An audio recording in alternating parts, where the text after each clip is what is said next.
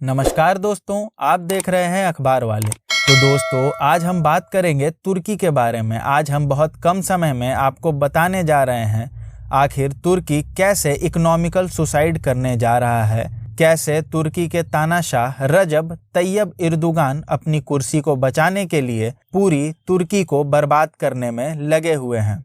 चलिए बिना समय गवाए शुरू करते हैं इस वीडियो को। एक वक्त था जब तुर्की के रिश्ते सभी मुल्कों के साथ बहुत बढ़िया थे, व्यापार भी थी, राजनयिक संबंध भी बहुत अच्छे थे और तो और संयुक्त राष्ट्र में तुर्की की पहचान भी बहुत अच्छी थी। लेकिन रजब तैयब एर्दोगान के राष्ट्रपति बनने के बाद तुर्की अब बर्बाद होने के कगार पर आ चुका है। बात करते हैं तुर्की के करेंसी के बारे में, तो वह भी डॉलर के मुकाबले 300% की उछाल पर है। एक समय था जब $1 की कीमत तुर्की में 3 लीरा के बराबर थी, लेकिन आप जानकर चौंक जाएंगे कि महज कुछ वर्षों में $1 की कीमत लगभग 10 लीरा होने के कगार पर है। तुर्की में महंगाई भी 7वें आसमान पर है। ऐसे में तुर्की के तानाशाह का यह फैसला तुर्की को और भी इकोनॉमिकल सुसाइड की तरफ झुका देगा। दरअसल तुर्की अब FATF की लिस्ट में शामिल हो चुका है। इसका यह मतलब है कि तुर्की आतंकवादी संगठनों को फंडिंग करता है। ऐसे में इस लिस्ट में शामिल होने के बाद तुर्की ने अपने देश में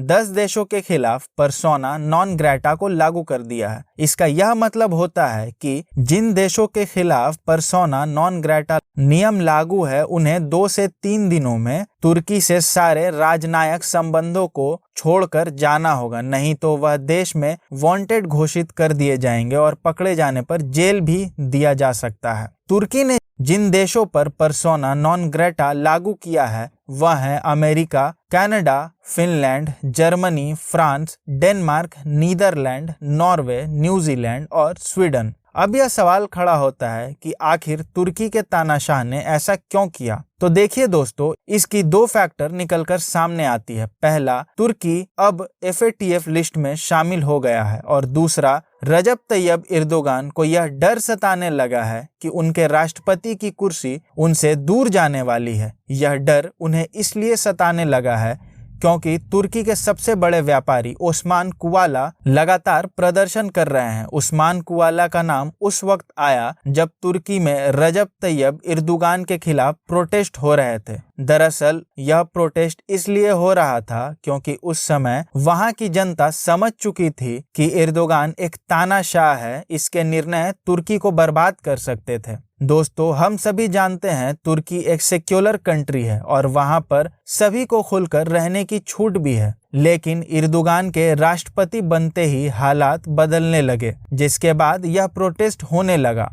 इसके बाद एर्दोगान को लगा कि उनकी कुर्सी खतरे में है। ऐसे में उन्होंने प्रदर्शनकारियों को पकड़ कर जेल में डालने का काम किया।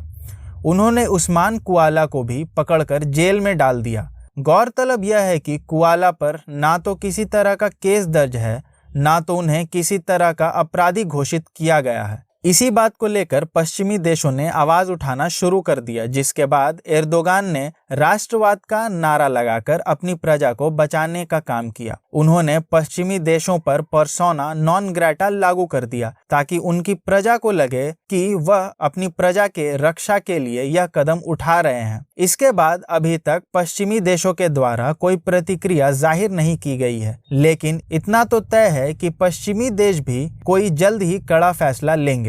हालांकि दोस्तों, आपका इस पर क्या मानना है, अपनी प्रतिक्रिया कमेंट में जरूर दें। वीडियो पसंद आई है तो लाइक करें, शेयर करें और सब्सक्राइब करें। धन्यवाद।